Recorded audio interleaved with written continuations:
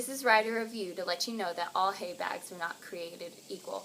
Today I'm going to show you guys some hay bags and some pros and cons of those hay bags and kind of how they worked here at the barn. Also show you some tips on how to get your hay into your hay bag. So enjoy. Alright, so first we're going to talk about the different types of hay bags. And I'm going to show you a couple of different ones that have been purchased at our place. And first off, I'm going to show you is this hay bag right here. This would be considered probably a slow feed hay bag. It's not the slowest, but if you're not familiar with slow feed hay bags, they have smaller squares to make your horse's hay last longer. And that's a benefit for horses because that kind of mimics closer to what they would do naturally out in the pasture. And so the smaller the hole, the better the hay bag for them. This hay bag's kind of made out of a light nylon, possibly material, a synthetic thing, and which they are pretty strong. And so, but I would definitely not. This hay bag has kind of a thinner tie-up strap. And so I imagine this one won't last very long. But we also have this other hay bag, which I do not recommend. It is made out of the nylon. It has several metal pieces here at the top to kind of cinch up. Those probably will break pretty easily. And then another thing that I don't like about this hay bag is the huge holes. You always want to tie your hay bag high, so in case your horse paws, it doesn't get caught. And the slow feeds are actually pretty good about that. The only concern I would be thinking would be if your horse wore shoes. But this is, I would say, a death trap. I mean, honestly, the nylon, once you have it tied up, it's very less likely to break, and if your horse gets its foot caught in this, it could be a big disaster. So I never recommend these. Plus, I mean, your horse is going to pull it out, waste the hay, put it all over the ground, not eat it, pee on it, poop on it, walk through it. So really, this is not a good use of your hay and is not as safe as it could be for your horse. Another hay bag that I have is I purchased. One sec. I'm going to go check on my horse.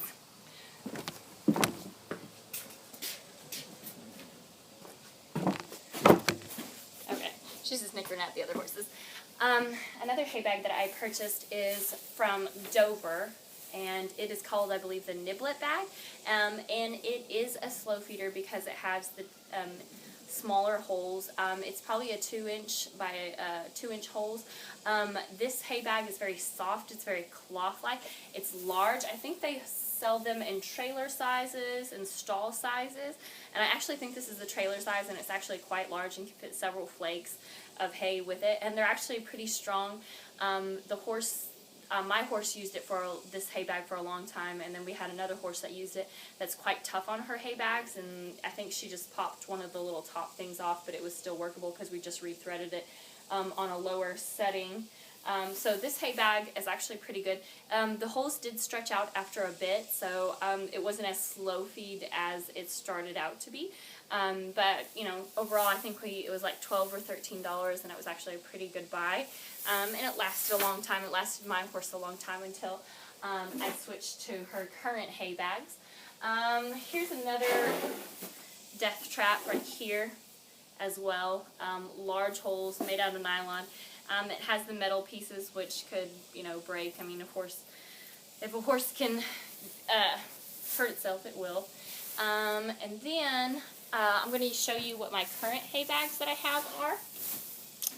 And let me make sure I'm recording. So I have 2 hay bags for her. We usually fill up our hay bags in the morning for the next day as well. And I actually found this hay bag online. It's strong nylon, and it actually has 1-inch by 1-inch holes. I paid $30 for it. It's called the Greedy Feeder, or the Greedy One, or the Greedy Net, something like that. And I just like the slow feed just because my horse, she's a thoroughbred, so she's a little bit more high-strung. She gets gastric ulcers, and, you know, just needs to take her time to eat and be more entertained and, you know, coat her stomach better. So that's why I purchased the 1-inch by 1-inch holes. It is large. Oh my goodness, it is so much hay.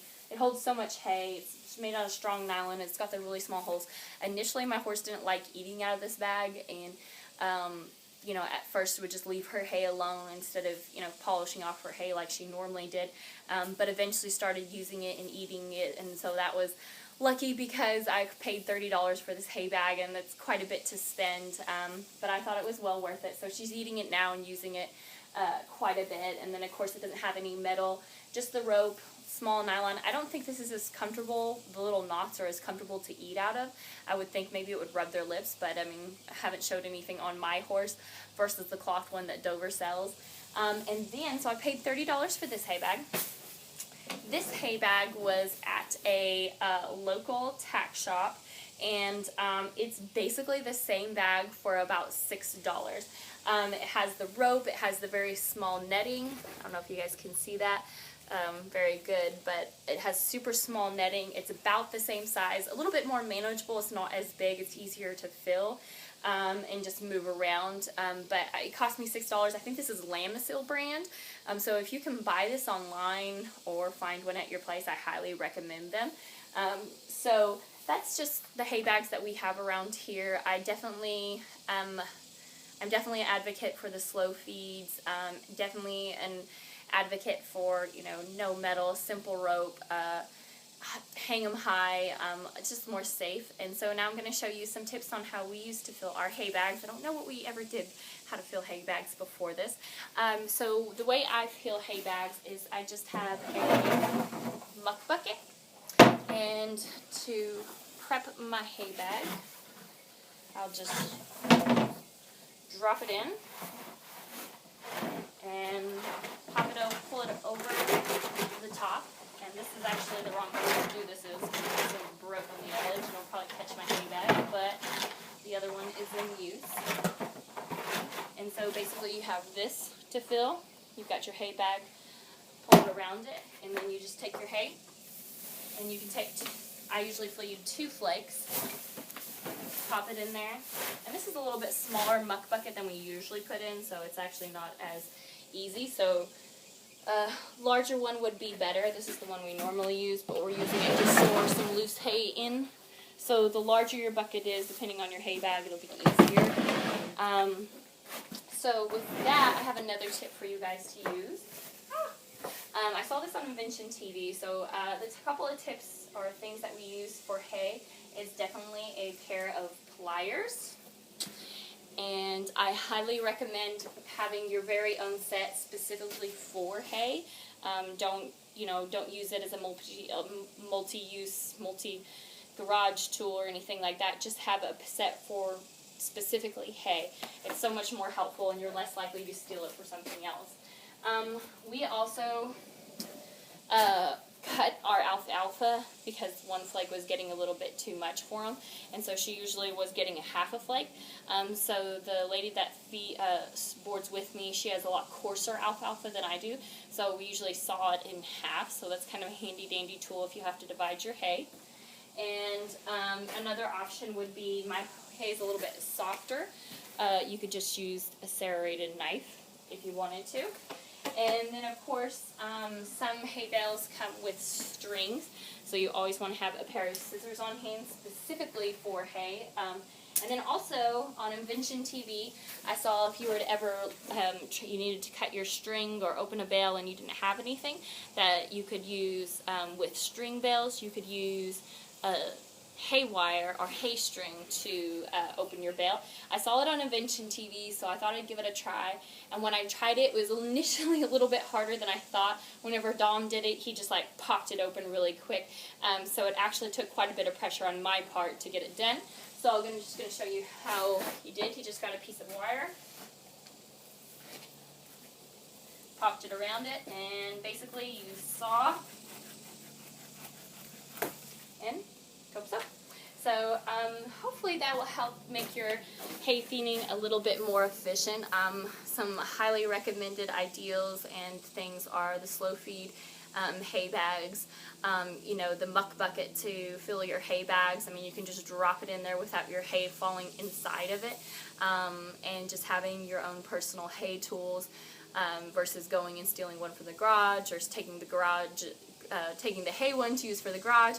It's just a pain in the butt when you can't find the tools that you need to open a hay bale. It just makes feeding a little bit less difficult. So it is so hot out here, so I'm going to go and cool off and take my horse's hay bag back to her. She's probably looking for that now.